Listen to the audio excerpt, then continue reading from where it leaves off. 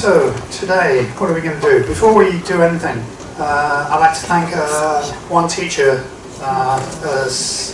director who works in Dongzhen Senior High School, Joe Lee E. Ming, works incredibly hard. Fantastic guy to work with, and Joyce Chen. And I do a lot of my teacher training in senior high schools with the English Education Resource Centre, which is sponsored by MOE. My topic is reading for fluency and speed reading. It's not reading skills specifically. Reading fluency is a little bit different. And when you're trying to help students to become fluent readers, the last thing you do is teach vocabulary, because they should already know all the vocabulary, every single word of the reading texts that you're actually using. So what we do is we test the vocabulary of the students before we give them the reading texts. So we're using 500 most frequently used word lists, 1,000, 2,000. For some of the university classes we get to 3,000, but then we're really pushing it. We don't get beyond that. We're using 1,000 most frequently used word lists and readings most of all. So yes, it's a very strange topic to have. I could easily be misquoted in so many future situations now. You know, Ewan says, don't teach vocabulary. I can just hear it now. But anyway, I'll try and manage that. Before I start, I'd like to do a raise your hand survey. The reason why I'm going to do that is because I teach that as a presentation skill for my students. So can I ask, how many of you know or have heard of the Taiwan Bilingual Education 2030 project? Okay, very interactive, fantastic. How many have English language levels above C1 on the CFR framework? Personal? Yeah, you personally, Scott. Okay, you're making the decision and I'll hold you to that. How many of you think that the Bilingual Education 2030 project is or will be a success? Put your hands up. What do you mean success? I knew you were going to say that. I knew you were going to say that. You were going to ask for a definition of success. Any definition that you hold to. Well, then sure. So I've got one person putting their hand up, Scott, just so you know. I mean, that's more or less in line with my expectations. So let's take things forward from there. That's my outline. I'll go through those points as we go along.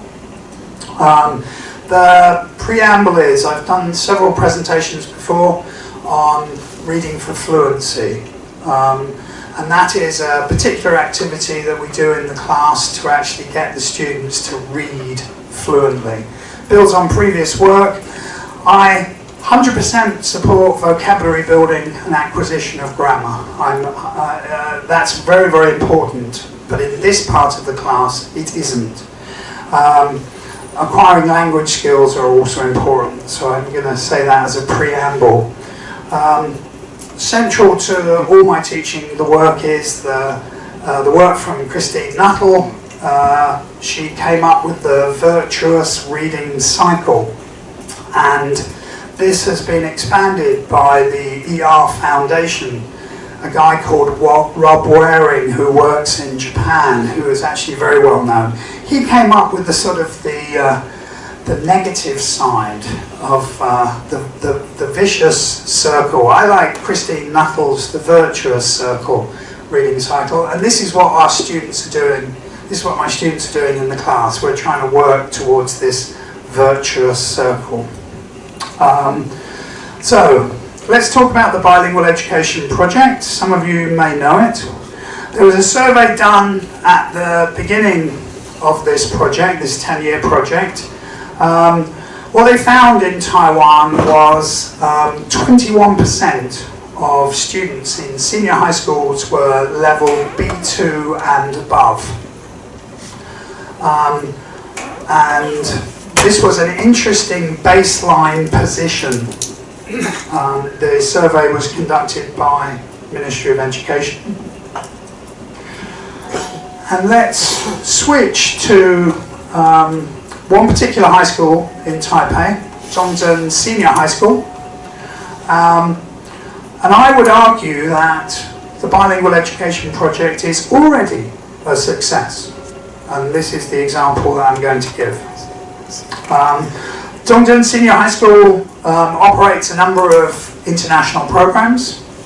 They have set up these kind of classrooms and learning environments which are very, very different from the traditional Taiwanese high school learning environments. You can see that there's different kinds of interaction that are happening from the traditional high schools. The results that they've got as of 2025, they have 20% of their total student intake enrolled in these international programs, which works out to about 200 students every year. They have slightly more than 1,000 students at the senior high school. It's a very big senior high school. And the results that they've got is that 20% of the students are averaging 6.8 in IELTS, which is a phenomenal result, absolutely phenomenal. If you look at 6.8 is C1. So you've got 20% of the students at C1 level. That is already above the baseline that was found by MOE. So after 5 years' work, they've managed to exceed the baseline that they found. If you look at the mean IELTS scores for Taiwan, this is data from 2019, and I will mention here that it's a little bit more difficult now to get data for Taiwan, as the data provider, the University of Cambridge, has decided to amalgamate Taiwan's data with another country's data and won't release separate data. So this is the last year where they actually separated the data. But it's not going to be much different. But what you can see is the result that this high school is getting is way above the mean score of IELTS for Taiwan, or Taiwan in 2019. Now I'm guessing, I mean, it's 6 years later, you might get to 6.2, 6.3 as an average score, which is not C1. You're looking at a B2, mid B2 level on CFR. So I would argue that the bilingual education project has had some success, because you've got these 20% of students in one high school in Taipei averaging C1 level. How is this achieved? How has this been achieved? How can this high school do this? So the starting point has to be syllabus design, looking at the approach to the curriculum that this high school is adopting. The starting point has to be the CFR levels. You're taking students from A2, B1 level, all the way to C1 in 3 years. A remarkable achievement. If you look at the band descriptors on the self-assessment grid for the CFR framework, and I've just taken the speaking band descriptors. They've got reading, writing, and listening as well. This is the conversational speaking, not the presentation speaking band descriptors. The key, well, for me it's the key because my research is in reading fluency.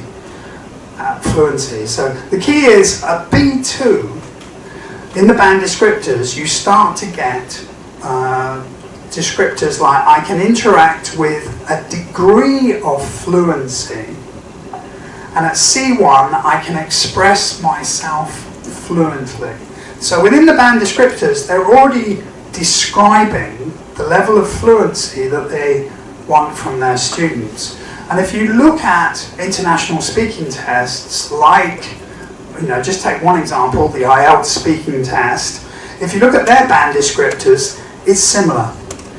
At the higher level of bands, at IELTS 6, IELTS 7, 8 and 9, the band descriptors include descriptions of fluency with the students, not just in speaking, but in reading and in writing and in listening.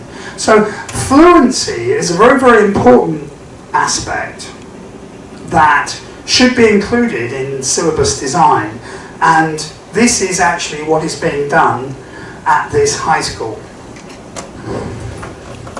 So the next question would be is if the band descriptors and if the way we assess language includes descriptions of fluency, how do we teach fluency within our classes? And there are models, syllabus models, that include fluency development. I would actually say recent models, more older models, don't have this. And particularly the more traditional teaching approaches that have been used in Taiwan have very much focused on vocabulary learning and grammar instruction. And I'm very happy with that as a vocabulary researcher. I'm quite happy that people focus on vocabulary learning. But in actual fact, it plays to my style of teaching, because now I'm focusing on fluency. I don't have to teach vocabulary because the students have got an awful lot of vocabulary already. So anyway, this model, 4 strands model, it's a well-known model. Paul Nation came up with it, which Warren mentioned some of the research from Nation in his presentation. He's very focused on vocabulary learning. This is his syllabus design model, and he sort of posits that 25% of our teaching time should be spent on fluency development. And I'm keen on this, but I don't get anywhere near 25%, to be honest. But I think it's a fantastic model. And there's lots of people using it, or more people using it now. I mean, so what you've got to do in the fluency development part of your syllabus, you focus on all skills, reading, writing, listening, speaking, that you can be fluent in all those skills. There should be no unfamiliar language, and this is why I'm arguing for do not teach vocabulary. All right, it sounds controversial, but it's not really. It's been done before. Encourage fluent speed is the key. So you've got to provide an appropriate balance of opportunities for learners. There are other models available. Some of the older members in the audience might remember Jeremy Harmer. I first met Jeremy Harmer in a bar in Taiwan, as luck would have it, just before one of his workshops. So he uses presentation, practice and production. It's slightly different because what you're doing is you're producing language based on what's just being presented and practiced. Are you actually fluent in that? You could argue probably not. But the idea is there. You're spending some of your time in the lesson focusing on fluency. So, the 4 strands model focuses on the 4 skills. All the material is familiar to the learners. There's no unfamiliar language. And the pressure or encouragement is to perform faster. It's about speed. They should be using the learners, it's focusing on the student. The learners should make use of the language they already know. They don't have to focus on the stress of learning new language. And it gives the opportunities to the students to become good at English. Yeah? And importantly, the focus is actually on the students B1, B2, C1. So we actually have a new focus for the higher level students. We're not just going to be continuing to teach them vocabulary and grammar. Yes? So we're moving away from that model. And this is particularly important in senior high schools in Taiwan. So finally, we get on to where I do a lot of my work, which is reading for fluency. Don't teach vocabulary during this time. Okay? So what we found is students are reading too slowly in Taiwan, Taiwanese students. Quinn and Nation has as the goal 300 words per minute. And all the students that we have, they're starting out at 200 or 200 below, slightly above 200, and we're working with them with speed reading activities to get them to 300. And this is after we've tested their vocabulary level with these frequently used word lists.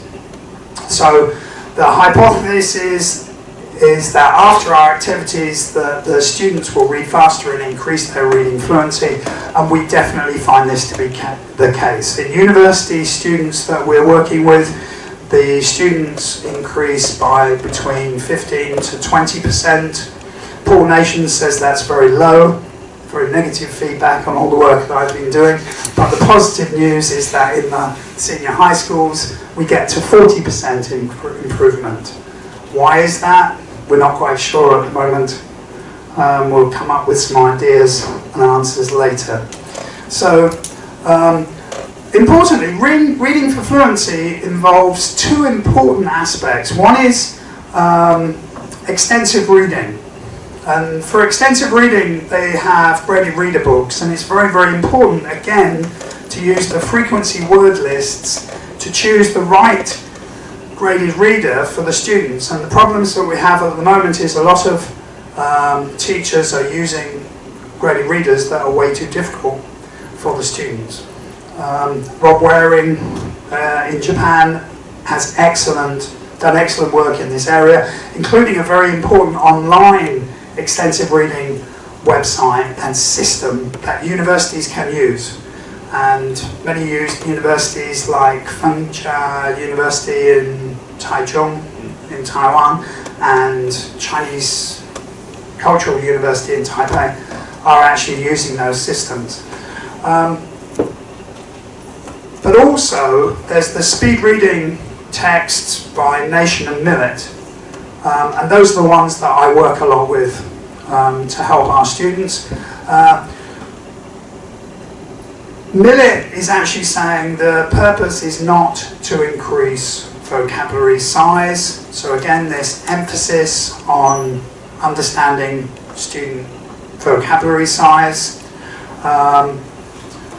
Nation and Millet go on to say there should be very little unknown vocabulary.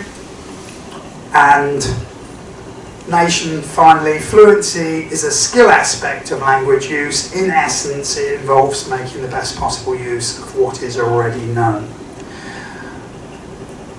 This all indicates that there's the way to get the students to reach C1 level is not by teaching more and more vocabulary or more and more grammar. There is an element of fluency that teachers have to focus on.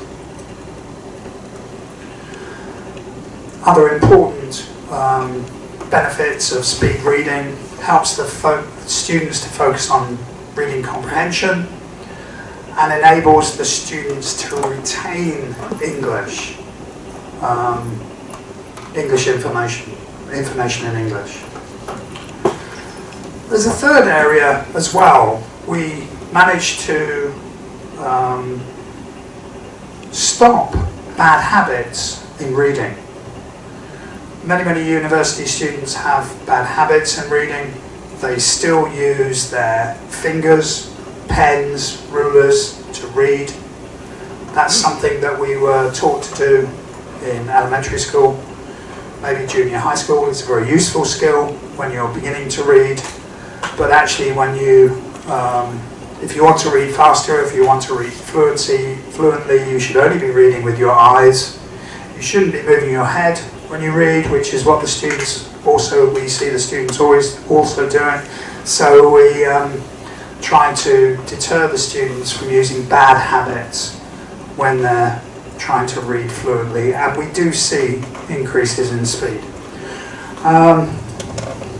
Conclusion. Bilingual education, is it a success? Does it have some successes? I would argue that it does. Yes, but I'm probably biased. One of the big criticisms of the bilingual education project is this date, 2030. I think more recently you'll see publications of the bilingual education project. They've sort of dropped the 2030. This might be due to a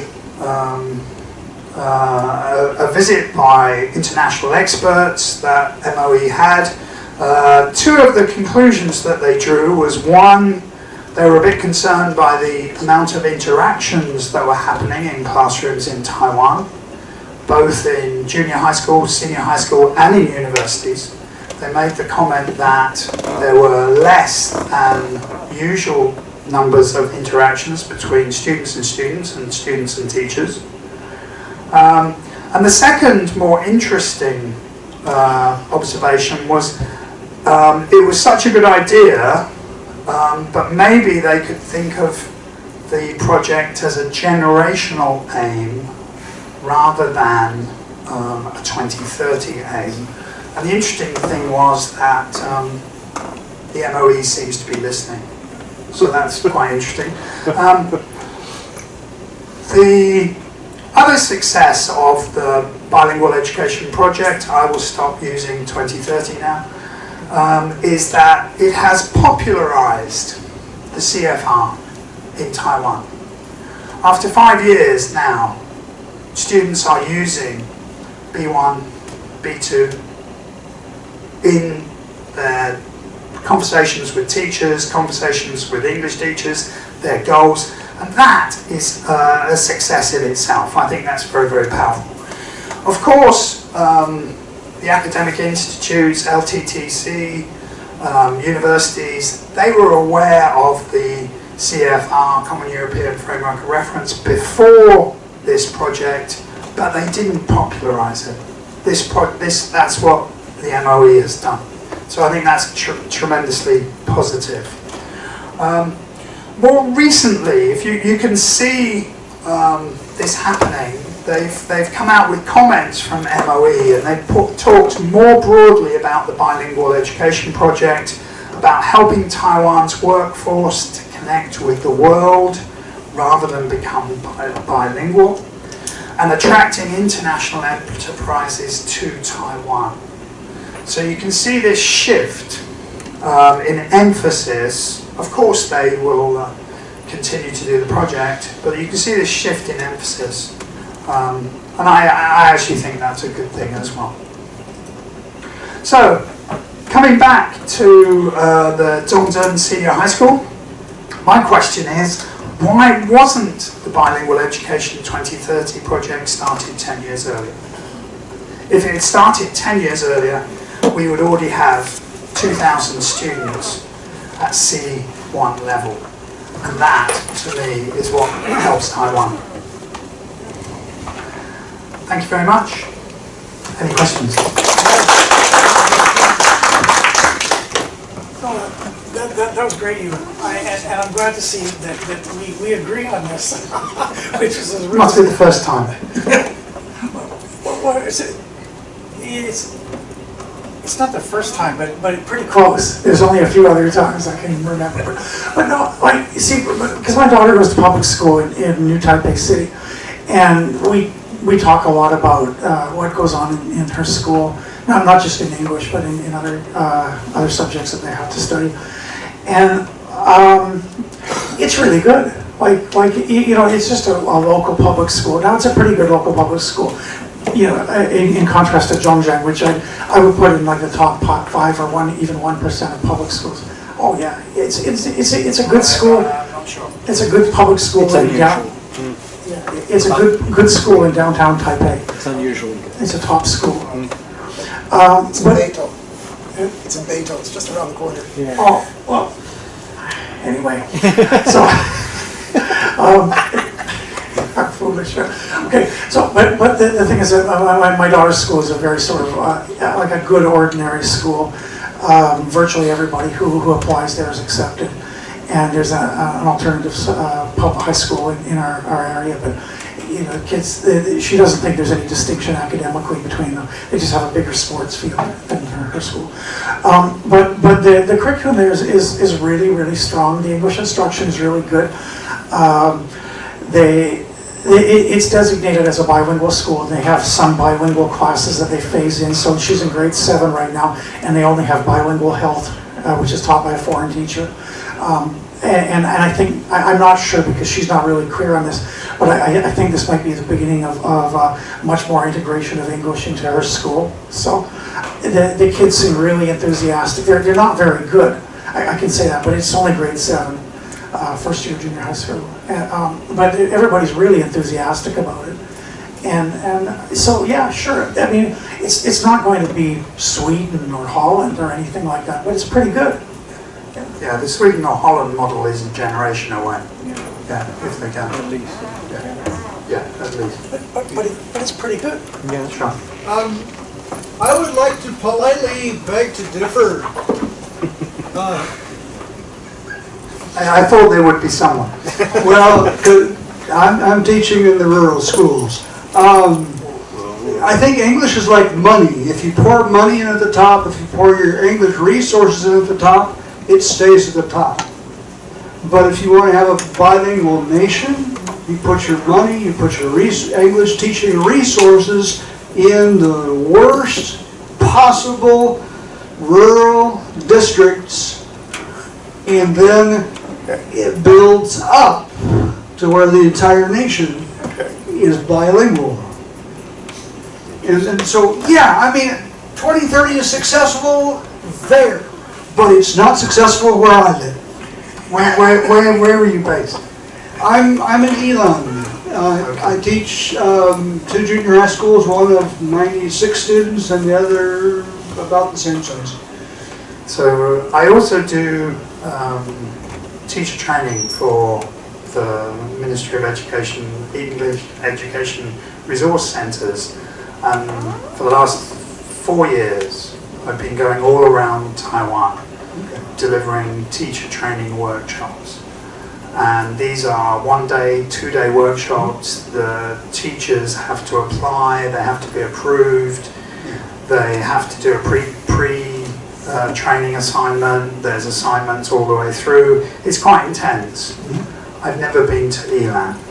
You gotta come! I've done it in Taipei. Are they hiding Elon from you? In Taichung, in Kaohsiung, in Pingdong. I've done it just about all the way in Taiwan except for Ilan, Hualien and Taitung. So I completely understand what you've just said. 100%. I will certainly push. I mean, I've been pushing to try to go to Taitung because we want to do the East Coast, but I haven't been successful. So thank you very much. Ewan, can I follow up a little bit on that question? I was curious that you mentioned that 20% of the students have reached C1 proficiency or 6.8 IELTS. Yeah. Do we have a sense of how they started out at Zhongzhen? Because if we don't know that, we may assume that as an elite school, they're already attracting the elite, and statistically, probably about 20% are already about C1 because they went to English kindergarten and went to English cram schools and elementary school before high school. Right? Precisely, yes. That's So exactly. it could be a selection bias. I don't have that data. I mean, I can go back to Zhongzhen and ask. That would be the proof in the pudding, right? Because if those students started off at about B2 or B1 and then jumped up to C2, that's clearly something that's happening at that school. Yeah, you have to see it's gains. not what they brought into You have to see the gains school. over time. But I think you've got to look at the syllabus they're using.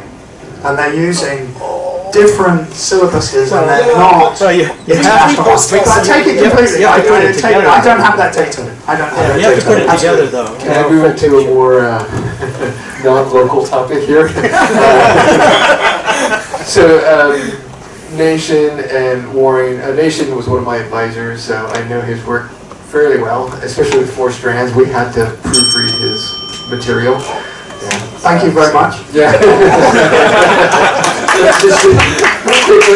just to point out. So, Nation goes 25, 20, 25, 20, 20, 20, right? But Warren advocates not 25%. He says the use doesn't have to be so. Yeah. So, in teacher training and applying this, do you feel maybe pushback on not 25% or a different percent?